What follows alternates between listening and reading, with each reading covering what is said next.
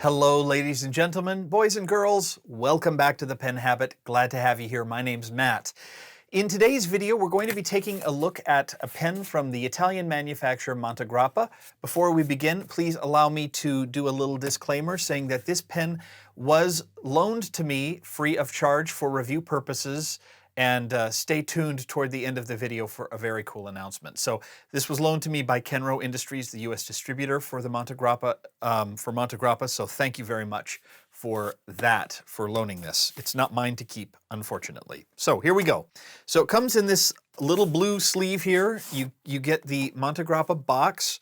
You've got the really nice engraving here, not engraving, but printing with that kind of tile design and the Montegrappa Italia logo there. Pull the top off and get a really neat case on the inside. I like this case. I like the color. I like the little medallion here. It looks very classy. So if you like classy things, I think that looks classy. Inside the bottom of the box here, it comes with a couple of ink cartridges, a polishing cloth, more on this in just a moment, and a booklet, nice little booklet with photos and care instructions and all of that fun stuff. So let's get the box out of the way and get to the case itself. And I need to remember not to put stuff on. I've got my microphone receiver sitting right over here. I have to remember not to put stuff on it so I don't screw up the audio. All right, so it comes in this lovely box. The hinge opens like this, which is kind of neat. And inside you've got the pen itself and a Montegrappa ribbon. I'm not entirely sure what this is all about, but probably, or maybe for, wrapping it as a gift package, I don't know. But anyway, the pen comes out, the box closes back up, and we will set that aside as well. And now we are going to talk about the Passione. So this is the Montegrappa Passione. It is a very high-end pen, which the price was recently just dropped by a pretty substantial margin. I believe it used to list at around $1,395, so pretty high-end pen. They've recently lowered the cost of production and cut margins along the supply chain, and so now it is retailing for a list price of $795, and that's a pretty big price drop. Pen is made of celluloid, and it comes in one of four colors. So it comes in orange, red, blue, and this black and white striped pattern called zebra. So they sent me the zebra, obviously. In addition to the celluloid body, the pen has a lot of sterling silver in it. So they're using silver accents kind of all over the pen. So you've got a medallion here at the top with the 1912 logo for Montegrappa, and kind of caps off this really smoothly expanding cap here. The clip has a really interesting profile. So it's a nice swooping profile, little ball on the end. It's got a cutout here in the middle, and then these two enameled lines that run down the side. I actually think that that's, especially with the vertical lines in the celluloid, I think it's a really neat design element and a lot more refined than many of the Montegrappas I've seen. And that's one of the things about Montegrappa pens. Now, I've reviewed a few in the past, as I've mentioned, and I have found them to be a lot of things, but I think refined is a quality that isn't something I think about when I think of Montegrappa most of the time. A lot of their pens are really, really over the top, or they're really clean lined and almost contemporary in their design. So I'm thinking of the Fortuna White and Ruthenium that I reviewed, or the Fortuna Copper Mule, which have very clean lines and very almost contemporary styling. Or I look at some like the Espressione, which I have reviewed before, which is very elaborate and classical, but not in a refined way, in a kind of a showy way. This feels a lot more refined to me. The cap band here says Montegrappa and has all the hallmarks and made in Italy on the back. And these hallmarks are to indicate sterling silver, of course. Then the pen tapers down, has another silver band here, and ends with a little silver inset medallion on the end of the celluloid finial. So under the cap is something you don't see a lot, but it is a silver section. So this section is made of silver. It can tarnish and it does pick up fingerprints. So you'll want to be aware of that. If you're a fingerprint nut job like I can be sometimes, you'll have to polish this a lot, but it does pick up fingerprints, so you're going to want to be aware of that. It does have metal threads, but the threads are very, very shallow. They're nicely cut and very smooth. They mesh on the cap with the plastic liner, so it's not metal on metal, it's metal on plastic, which makes for a very smooth capping experience. And it takes about 1 1/4 turns to uncap the pen. You've also got this, I should call out, little section of celluloid here, which is then offset by another silver ring. Underneath, you've got a converter. It's Montegrappa branded right here. And you'll notice I've got a little ink here. I'm running toward the end of the ink, so I may have to fill this back up before I start my writing sample. And then we get to the nib. Now, most of the Montegrappa nibs that I've looked at thus far in my review career have been steel nibs. And their steel nibs tend to be put on pens that are awfully expensive for steel nibs. So I don't think they get as much attention as a lot of other pens, simply because people expect once you're paying $325 to $400 to be getting gold nibs. This is actually an 18 karat gold nib, rhodium plated, has this really lovely, that kind of tile work motif engraved on the nib as well, and then it says Montegrappa, Italia, 18K, and has the hallmark there. It's a really nice nib, and if I had to guess, just based on the shape of the feed, I'd say the nib is probably made by Jowo, but that's just a guess, as it often is when I'm asking about these, or when I'm talking about the manufacture of these nibs. I don't believe they make their nibs in-house. However, I do believe this feed is ebonite. So if you're one of those people who likes ebonite feeds, as I am, I think ebonite feeds tend to often do a better job of keeping up with the ink flow, particularly if the plastic feeds aren't properly treated. I think if I had to guess, I'd say this is ebonite. So there you go. The pen can be posted. It is pretty heavy and a little unbalanced when it is posted, and the posting isn't super secure. This is not a pen I feel the need to use posted. It works just fine without posting for me. So while you can post it, I wouldn't necessarily worry about it. And if you have to, if you're the kind of person who likes to post, you can.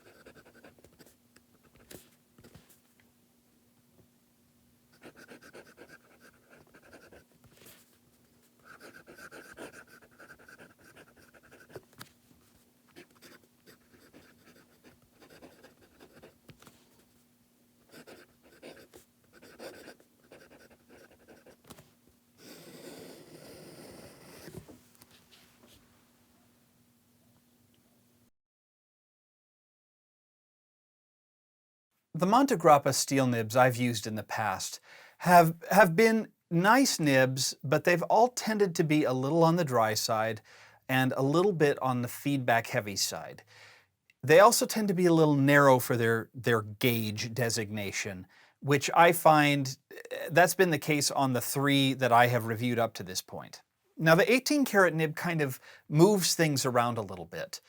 It still tends to be a little bit toothy, feedback prone. It's not scratchy at all, but much less so than the steel nibs. It still tends to run a little bit narrow, but it's wetter than the steel counterparts. And I don't know if that's just kind of a natural effect of the bounciness of the 18 karat gold nib, or if it was adjusted to be so. But in this particular case, the nib does tend to write a little bit more wetly than the steel nibs that I've used from Montegrappa as well. So let's show you what I mean here. So you can see there is almost a stub-like quality to the nib. The cross hatches are a little bit narrower than the downstrokes, but it's really nicely adjusted. It doesn't need any pressure on the paper. It just floats. There's no hard starting. There's no skipping. There's no baby's bottom, none of that kind of problem. I haven't run into any ink starvation, and I've used this pen quite a bit in my day-to-day writing. It's gotten a fair bit of use, and I've been pretty happy with it up to this point. So in that respect, I'm really happy with the nib. Now, as I mentioned, this does tend to be a little bit more feedback prone than you might otherwise expect. So I would put it somewhere around a 3.5, maybe a 4 on the feedback scale, where, as I said, 1 is hot butter or butter on hot glass and 10 is a roofing nail on concrete. This is probably about a 3 to a 4, somewhere right around there. So you're going to feel it on the paper, but it's not going to be unpleasant at all. It's a very pleasant amount of feedback. It's a moderately wet nib. It's not super wet, but it's also not super dry either. Nice medium wetness. So that's something to keep in mind. I put it at about so I do these little sheets, and I don't know if you can see them here, but I do these little sheets to kind of help me remember what's going on with the pens. So in this particular case, I gave the ink flow a 6 out of 10, so a little higher than average, but not significantly so. So this is an 18 karat gold nib, so you can get some actually not terrible line variation out of it. This is actually a relatively bouncy 18 karat gold nib. Now, I'm not pushing very hard at all because, like I say in a lot of my videos, 18 karat gold nibs are not meant to be flexed. That's not what they were designed for, so don't do it. But if you've got a little bit of heavy-handedness or a little bit of downward pressure, you can get a little bit of variation out of it. It's not too bad. And it does open up the ink flow a little bit, so you can see here you're going to get some nice darker ink lines toward the bottom as you have a little bit of a downstroke. It does give a nice cushioned feel though. So while it's not bouncy, it does feel very cushioned. So if you don't like super rigid nibs, this is one where you could get, it's not going to be bouncy or flexible or any of those adjectives, but it's not going to feel like you're, kind of writing with that nail. So that's something to keep in mind. In terms of the reverse writing, it does do reverse writing. It does very fine line. This is like an ultra extra fine or almost a needlepoint line. Very fine, pretty dry, which you would expect, but surprisingly not toothy at all. This is probably one of the neatest reverse writing experiences I've ever had. Just super tiny line, and it's consistent too. So I don't know if that was on purpose or that just by accident, but whatever it was, they did a pretty good job on this one. The reverse writing on this works really nicely. So there you go. It's a really nice writing experience. In the hand, the pen is pretty comfortable, even with metal threads, which I have gone on record as saying I don't like. These are really well done metal threads. It's hard to explain, but they're not. It's almost as though they're rounded edges and they're very shallow. So even though my hand, they kind of sit, my hand will sit on them. they don't feel out of place or really uncomfortable like most metal threads would. The nib is also long enough and set out far enough that I don't feel the need to hold it up here in order to get my pen to the right angle. I can actually hold it here and, hold it on the section and have it fit really comfortably for me. Like I said earlier, even though it can post, it doesn't post comfortably. It's very back heavy, and I don't care for that experience at all. Now, as I mentioned at the top of the video, the list price for the Montegrappa Passione is around $795. That's still quite expensive for a fountain pen. There is a fair bit of precious metal on this pen. Now, silver is not the most expensive precious metal in the world, but machining it and casting it and all of that can be a little pricey, so that does, I'm sure, lead to it. It is also a celluloid pen. Now, it's not, I'm going to guess this is more the cellulose acetate rather than the cellulose nitrate. I couldn't find for sure if that was the case, but it doesn't have that camphor-like smell of vintage celluloid, but it does have that feel of celluloid. It reminds me a lot, honestly, of the Oroloid from Aurora pens. Very, very similar feel in the hand to me.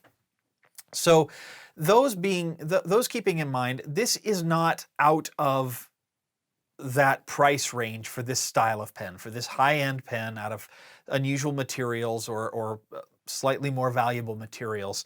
So that's actually pretty good. Now, $795, that's the list price. You can find it for significantly less. I've seen them for as low as, I think, $675 to $715, somewhere right around there. And depending on who you buy it from, if you wanted a nib with more smoothness or a little more ink flow, there are some retailers out there who carry this pen who will do that work for you as part of the purchase price of the pen. So that's something to keep in mind as well. All in all, I've been really pleased with this pen. The manufacturing is superb. The fit and finish is superb. The nib is really nice. It's been ludicrously consistent, even with some more difficult inks, because I've tried a couple different inks in here, including a couple that, like I don't often use Noodler's inks, but this one has Noodler's Black Swan and Australian Roses. I've used a Shimmertastic ink in it before because I just wanted to see how it did with some of these different inks, and it's stood up really quite admirably. And like I said, it's got a very refined, classy look to it. So if you're looking for a pen that has that really refined, classy look, I think this is one that would make you pretty happy. Well, I think that should do it for this review. I would like to thank Kenro Industries for providing the pen for review purposes. Now, I mentioned they loaned it to me, and when they loaned it to me under the impression that when I got done with the review, I would pack it up and ship it back to them, which is what happens with a lot of the pens that they loan me. However, about a week ago, I got an email from Kenro, and they said, hey, would you like to give away the Passione that you have to your viewers? And I thought, why, yes, I would. So, not too long from now, this pen will go under a giveaway on penhabit.com. So if you are not a regular visitor of the website, I really encourage you to do so. Or if you're not following me on Facebook or Twitter, I would highly encourage you to do so. Facebook.com/penhabit or Twitter. My handle at Twitter is @penhabit. I might even announce this on Instagram.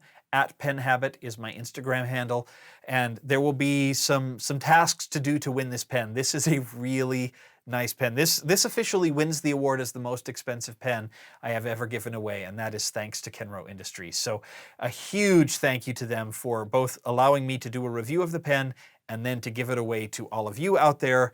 Y'all are about to enter contest for one heck of a pen. So that's very exciting. So until then, thank you for watching. Make sure you follow on the social medias until you hear the announcement for the giveaway, and we'll see you here soon on the Pen Habit. Thanks for watching. Bye.